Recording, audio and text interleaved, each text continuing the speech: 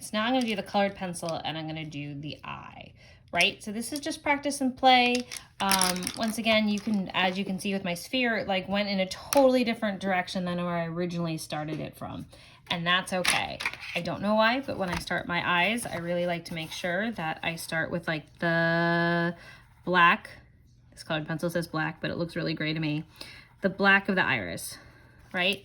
You also want that like glimmer in the eye, that like glimpse in the eye. One thing when you have eyes, if you have a little bit of reflection in it, little like specks of white in it, that helps the eye seem more like an eye. So look in your photograph, see if you can see that sparkle in the eye, and if you can't see the sparkle in the eye, then try, you can look it up on like the internet and stuff, it'll show you. So, you know, I've been going for all these like amber colored eyes. So once again, this time, notice I'm using a lot of the same techniques with each material, but notice the material acts differently. So once again, my line work is important. So how I use my tool a lot of the times stays like how I actually hold my pencil. Notice that I'm playing with like the pressure as I go. So I start always lighter with colored pencil and then I go darker, and that's like using oil pastel.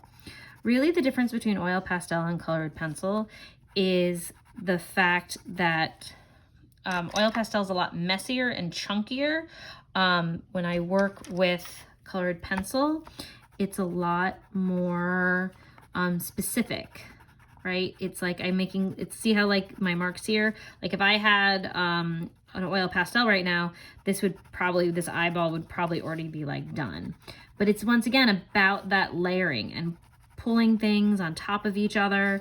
And like right now, I actually want to bring some of the like purple into there, right? Because the more I layer my colored pencil, the better it looks. The more solid it looks, the more it just looks better. I wish I could come up with different words than it looks better right now, but that's where my brain is currently stuck.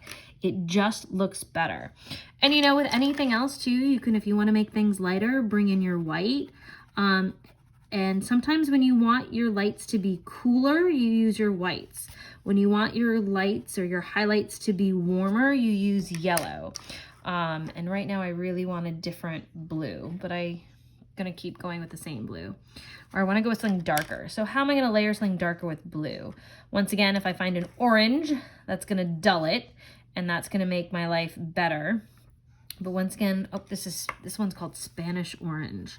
What makes a color a nationality? Sometimes colors are nationalities because that's actually the first people that developed that color. That can happen. And that's why sometimes colors are that way. But also notice that the colored pencils don't blend as easily as the oil pastels. Like once an oil pastel touches something, it wants to touch other things. So when you're using colored pencils, they like to socially distance. They're good socially distancing. But you do want to make sure that you overlap different colors because that's going to make your colored pencil work richer and more interesting. So this is, you know, I'm just playing with this eye, trying to make it blue. I put the yellow in there, or actually the orange in there to try to dull my blue and darken my blue a little bit. Ooh, I just made a mistake there, right? Like I should make sure I'm staying in this part of the eye. I want to stay in my lane, right? Because otherwise when I do that, I'm suddenly making it more of a sphere and not so much of an eyeball. Now I'm going to come back in with my purple. Right? So notice I'm just kind of building these colors up. It's taking me a while, right? Colored pencils take more time than oil pastel, but you have more control over it. So you kind of got to figure out what type of artist are you? And you don't have to know, and sometimes you're an oil pastel artist, and sometimes oil pastels are best. Sometimes colored pencils are best. So depending upon what material you use is going to depend upon what material works best for you. And it's getting to know yourself. And you might not choose the right material for this assignment. And that's okay, because you've learned something from it. And school is all about learning and getting better at things. So always remember that. This is, you know, that's the hard thing about grades and grading is that, you know, how do you grade getting better at something? Right? All right, so I'm gonna do what I did before, right? So I don't think you need to watch me do this whole eye with the colored pencils. Hopefully you're getting the idea of how you use the colored pencils. It's about layering, it's about direction, and it's about pressure, right? The more pressure I put on here, the darker it's gonna become, right? But I can do the things I've done before, and I can put like an underlayer on, and then I can put like an overlayer on top. And so you're using the materials in a similar way, but they're having a different effect. So like when I use colored pencil, right, it's not, if I add white back on top of here, right, it's not going to smoosh in and kind of disappear the way that it would is if I were using oil pastel. If I add some water, that's going to blend these lines out more. I'm not going to use water today. You can use water if you want, but I've decided not to demonstrate that. And once again, if you go too dark with something, right, you gotta then, it's not as forgiving. Colored pencil is really hard to erase. You need a black eraser. You can scratch away at it, but it doesn't come off as easily.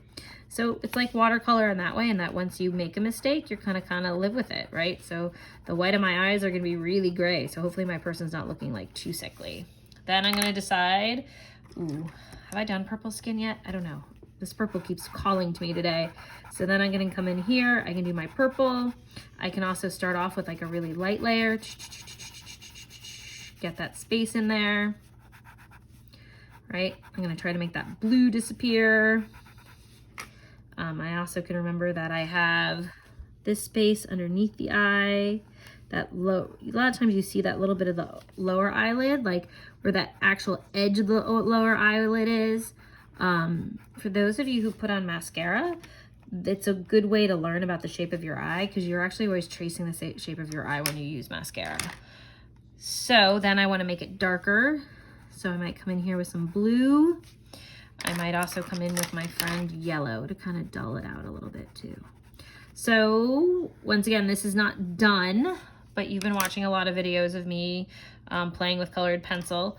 And so I'm going to let you start experimenting on your own. And feel free when you watch these videos, and I'm gonna remember to say this in class, like watch a little bit of the video, draw a little bit, watch the video, draw a little bit, right? Or watch the whole thing as you start drawing and then go back and watch the parts that help you the most. But the point of the videos is so that I can't show you how to do stuff in class. So this is the way for me to show you how to do stuff. So if you have questions, don't forget, ask. I love, love, love, love the questions. It actually shows me that you're trying to take the information that I teach you and apply it to what you're doing. So, happy art making. And if you have questions, ask. This is, like I said, not done. Like I should practice. I should add a little bit here and a little bit there. But instead of you watching a video for 2 more minutes, I'm going to let you off and go do your work.